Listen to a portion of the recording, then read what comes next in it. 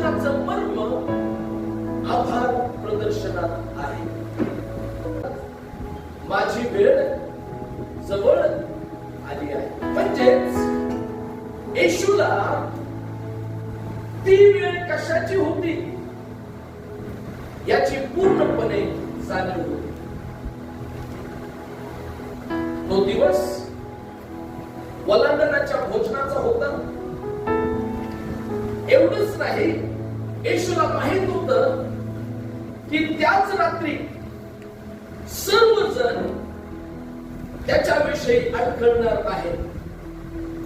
येशूला हे माहित होतं की त्याच रात्री त्याला धरून देण्यात येणार आहे. येशूला माहित होतं की त्याच रात्री त्याला कोडे मारण्यात येणार आहे.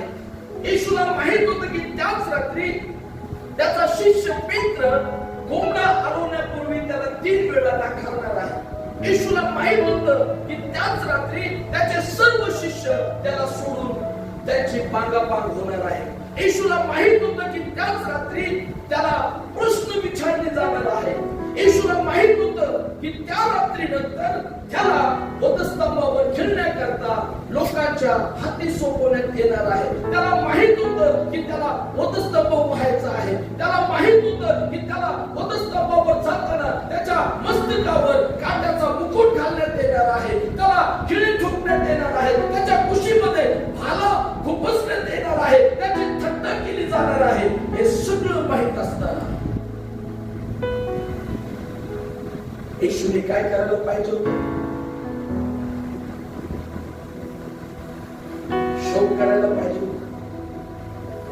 कारण तो पूर्ण देव, पूर्ण मानव. त्याचा मानवीय स्वभाव, त्याला शरीर आपल्यासारखंच होतं. बायबल सांगतं त्याला तहान लागली. बायबल सांगतं त्याला झोप लागली. बायबल सांगतं त्याला भूक लागली. बरोबर आहे.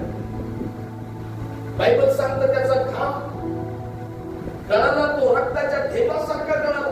म्हणजेच तो पूर्ण मानवीय शरीरामध्ये. विचार करा, काही क्षणांनी त्याच्याबद्दल काय घडणार आहे याची त्याला कल्पना आहे. त्याला सगळी जाणीव आहे. आणि हे सगळं घडणार असताना येशू ख्रिस्त प्रभू भोजनाची स्थापना करताना काय करतो? भाकर घेतो आणि आभार मानतो. काय करतो?